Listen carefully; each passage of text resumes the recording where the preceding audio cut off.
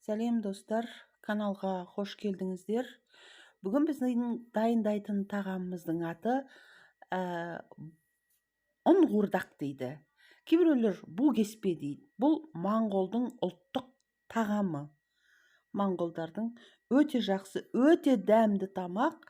Жасап көрсеңіздер, аяғына дейін тыңдаңыздар, көріңіздер, жасап міндетті түрде көріңіздер.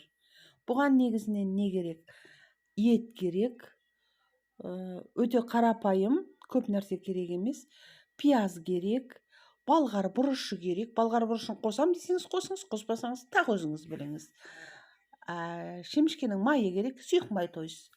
Тұз керек, бұрыш керек, қара бұрыш, қызыл бұрыш керек, приправа керек, чесночный, сосын кейін паприка керек, жұмыртқа керек, ұн керек. Картошканы өзіңіз білесіңіз, қоссаңыз қосыңыз, қоспасаңыз тағы өзіңіз біліңіз. Кәдімгідей етті турайсыз, әдеттегі қуырдаққа турағандай қылып, әдетте тамақ істеген кезде тураймыз ғой, сол сияқты қылып етті тураймыз. Мінекей, моңғолдар бұны цуйван деп атайды, нан қуырдақ, цуйван. Пиязды тураймыз, әдеттегідей, полукольца дейді орыстар, жарты дөңгелек деп аударамыз ба қалай? Вот әне. Содан кейін балғар бұрышы. Қоссаңыз өзіңіз біліңіз, қоспасаңыз тағы өзіңіз біліңіз. Маған ұнайды балғар бұрышы, сондықтан мен көп тамаққа балғар бұрышын қосқанды жақсы көремін. Қыздар, кстати, каналға жазылып, кішкентай ғана қоңыраушаны баса кетіңіздер. Сол жерден бірнеше шығатын видеоны жіберіп алмай көре алатын боласыздар. Енді мінекей қазанға майды құйып қыздырдық. Осыған жаңағы пиязымызды салып қуыратын боламыз.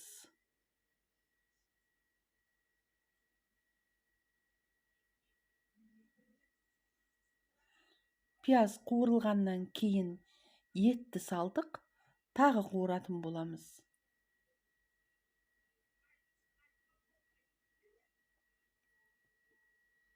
Қуырғанда қыздар бұны астын азайтып, бетін жауып қойыңыздар, өзі қуырылып піссін. Сосын кішкене су құясыздар бірақ. Одан кейін мінекей ұн елеуіштен өткізесіздер. Елеуіштен өткен дұрыс. Мейлі қандай нәрсені пісірген кезде де ұнды елеуіштен өткізген дұрыс.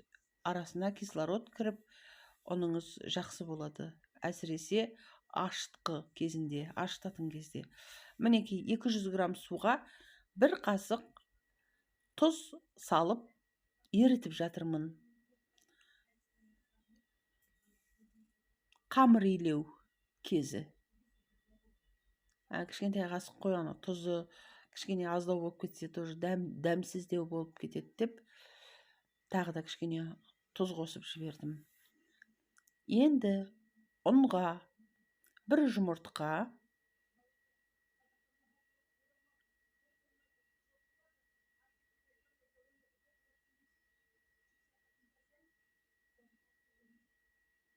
кәдімгі қамыр илеп шығамыз. Мінекей қамырымыз дайын болды. Енді осыны тындырып 10-15 минутқа бетін жауып қоя тұратын боламыз.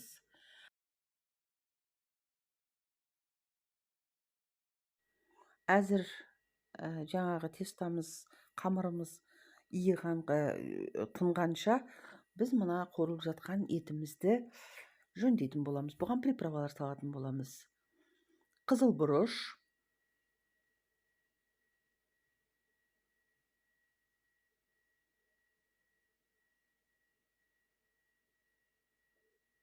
приправа чесночная, паприка,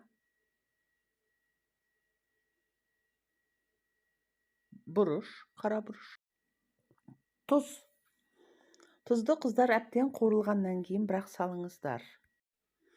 Міне енді балғар бұрышын салып, бір 2 минуттай қуырғаннан кейін оған су қосамыз.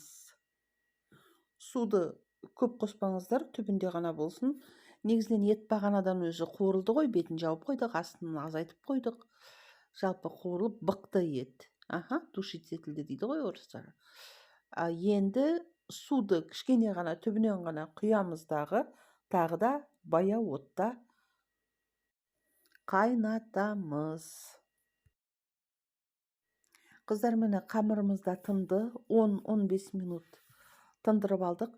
Енді міне бұны бөліктерге бөліп, әдеттегі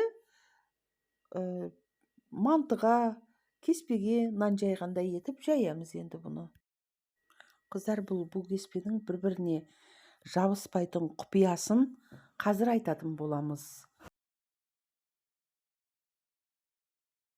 Қыздар, мен бұл тағамға картошка қосқанды жөн көрдім. Аяқ жағында қостым, өйткені үйге кісі келіп қалғандықтан кішкене көбірек болсын деген оймен картошканы қосып жібердім. Мінекей. Көрдіңіздер, суы көп емес, сорпасы көп емес. Бірақ жаңағы картошкамен етті жауып тұратын болсын сорпасы. Көп қылып жібермеңіздер, тоже келіспей кетеді. Енді жаңағы жайылған қамырымызды духовканың табағына салып, духовкаға саламыз. Бірақ духовканы жаппай қойыңыздар есігін. Есігін жаппай қойыңыздар, просто кішкене жылтып алың. Кептіру, кішкене кептіресіздер. Мұна жайылған қамырды кішкене кептіріп аласыздар. Ұзақ ұстап қойып жүрмеңіздер, кішкене ғана бір кеуіп тұрса болды. Тураған кезде бірден ала қойып, ыстық қалпында бүктеп жіберіп турайсыздар. Қатып жүрмесін. Қатып қалса бүктелмейді, ол сынатын болады. Көрініп тұр ғой сіздерге, міне мынандай болып. Мінекей, ыстықтай бүктеп жатырмыз, ала салып. Енді осы ыстық қалпында турап жіберетін боламыз. Егер мына қамырды сәл кептірмейтін болсақ, онда бұл кеспеміз жабысып қалушы еді. Өйткені біз су құймаймыз ғой, буға ғана істейміз. Міне мынандай болып шығып жатыр кеспеміз. Сіздерге көрініп тұр ма?